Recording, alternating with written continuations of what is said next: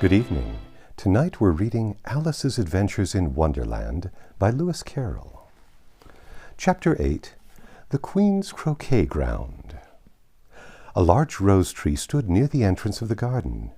The roses growing on it were white, but there were 3 gardeners at it busily painting them red.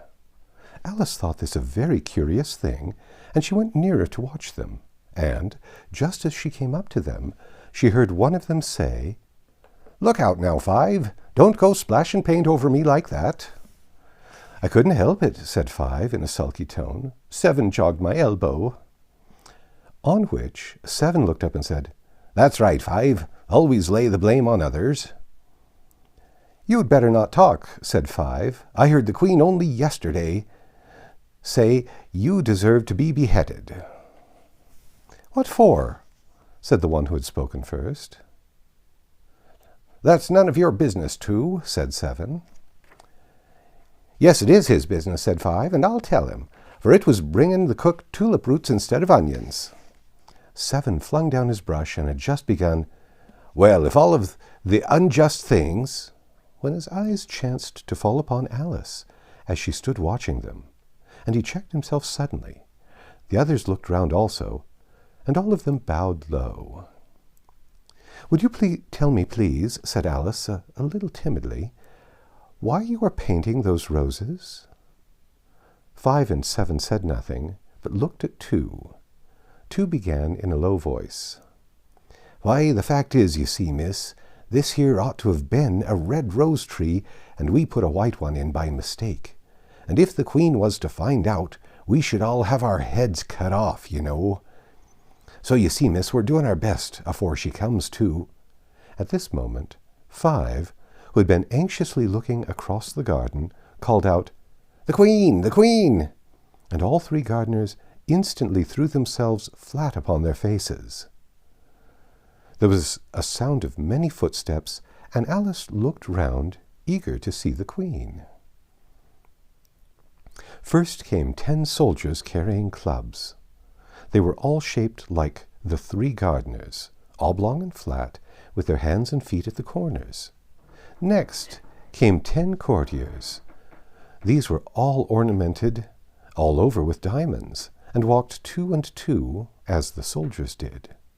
After these came the royal children. There were 10 of them.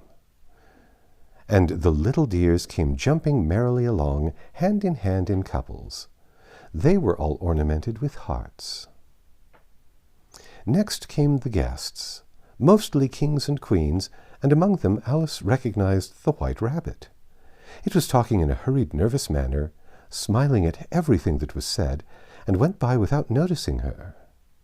Then followed the Knave of Hearts, carrying the king's crown on a crimson velvet cushion.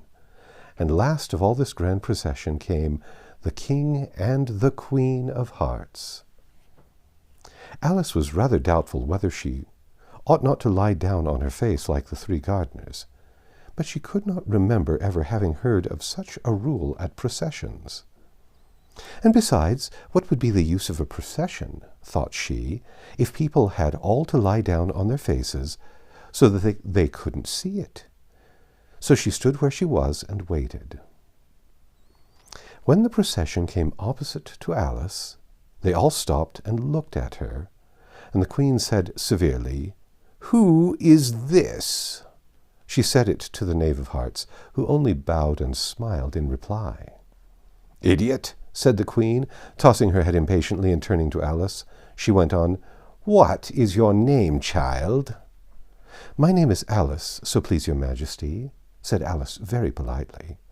But she added to herself, "Why, they're only a pack of cards, after all.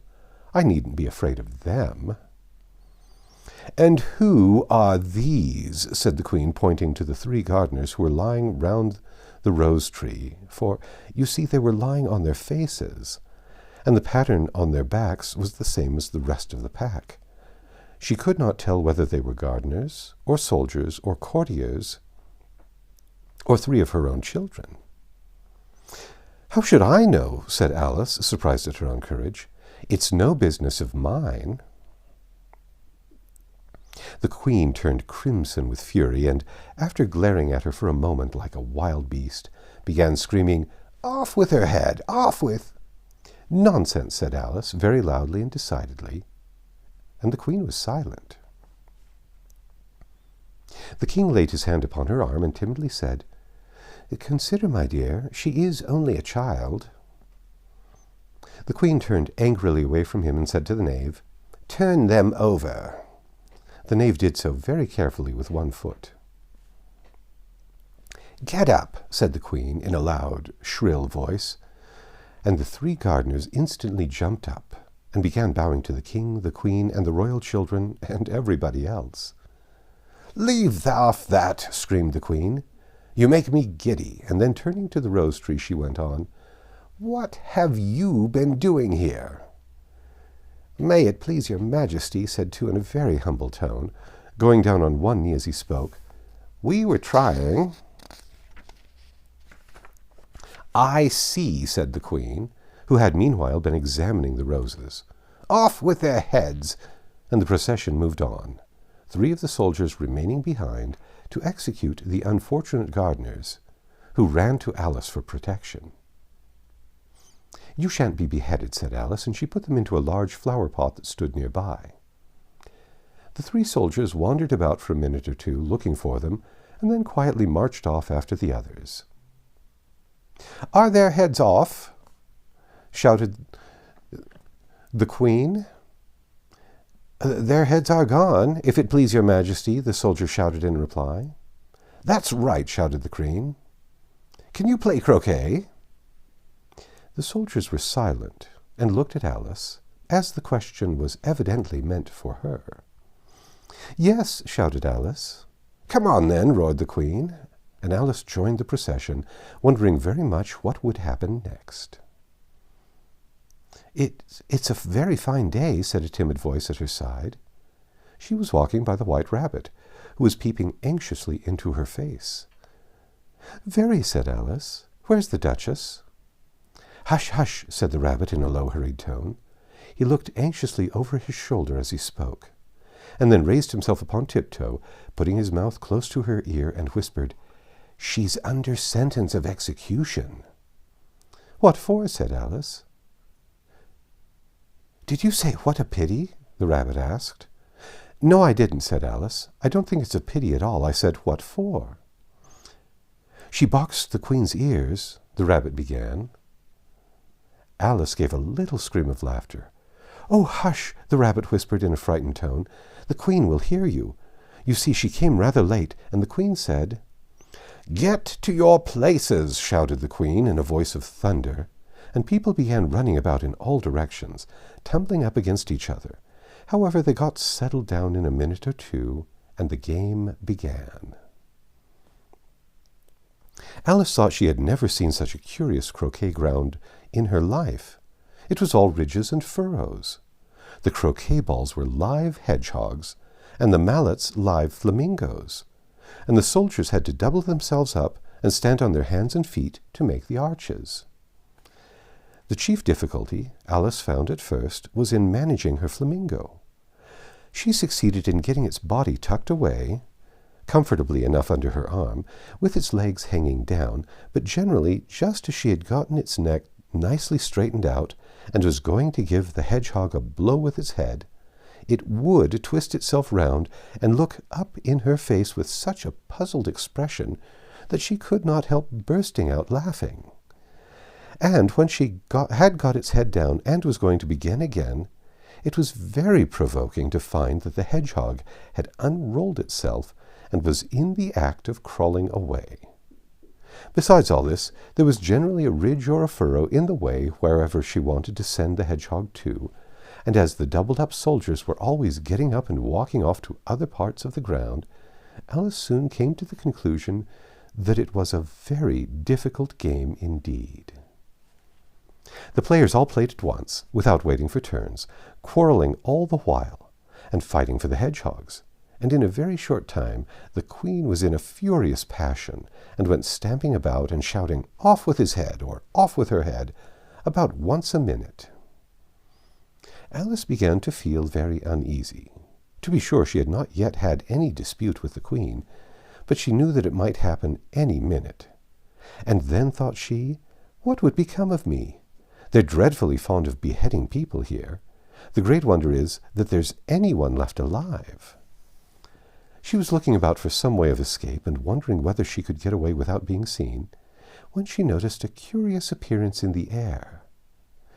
It puzzled her very much at first, but after watching it a minute or two, she made it out to be a grin.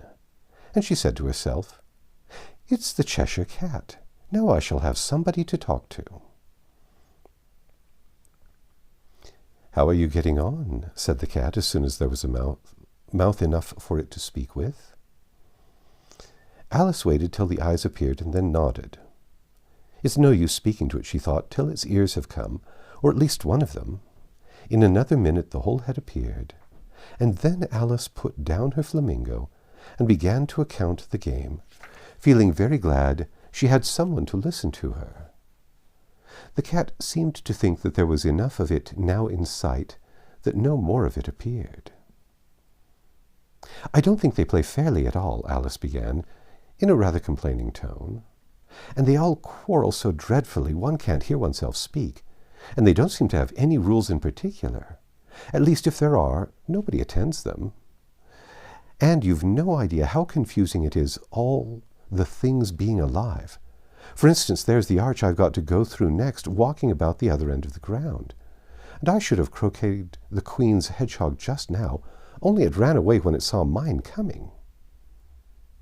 "How do you like the queen?" said the cat in a low voice. "Not at all," said Alice. "She's so extremely—" Just then she noticed that the queen was close behind her, listening. So she went on, "Likely to win, that it's hardly worth finishing the game." The queen smiled and passed on. "Who are you talking to?" said the king, coming up to Alice and looking at the cat's head with great curiosity. "It's a friend of mine, a Cheshire cat," said Alice. "Allow me to introduce it." "I don't like the look of it at all," said the king. "However, it may kiss my hand if it likes." "I'd rather not," the cat remarked. "Don't be impertinent," said the king, "and don't look at me like that." He got behind Alice as he spoke. "A cat may look at a king," said Alice. "I've read that in some book, but I don't remember where."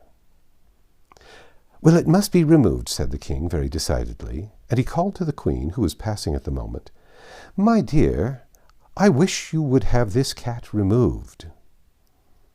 The queen had only one way of settling all difficulties, great or small.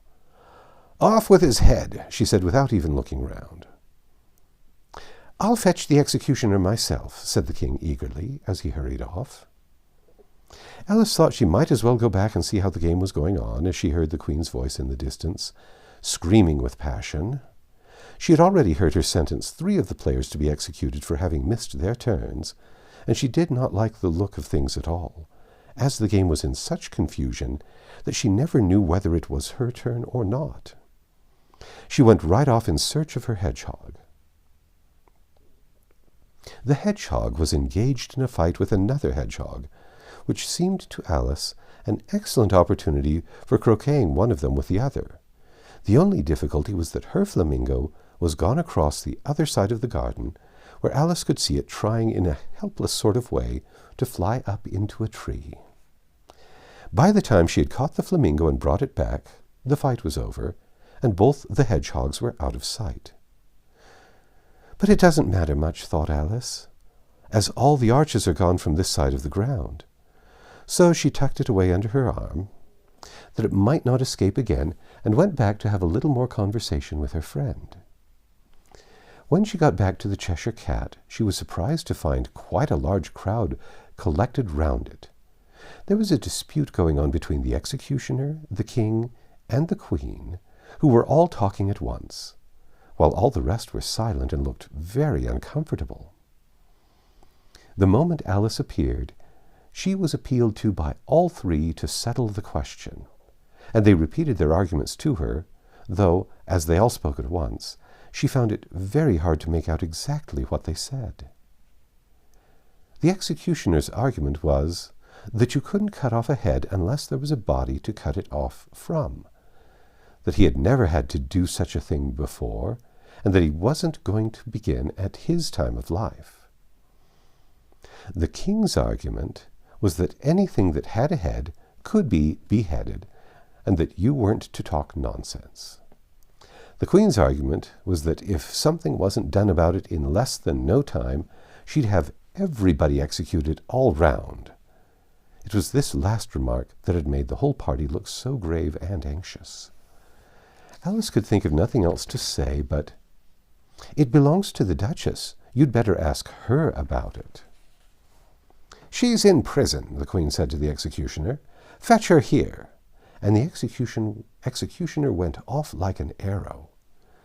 The cat's head began fading away the moment he was gone, and by the time he had come back with the Duchess, it had entirely disappeared, so the king and the executioner ran wildly up and down looking for it, while the rest of the party went back to the game. That's the end of Chapter 8. Come back tomorrow and we'll read Chapter 9, The Mock Turtle's Story.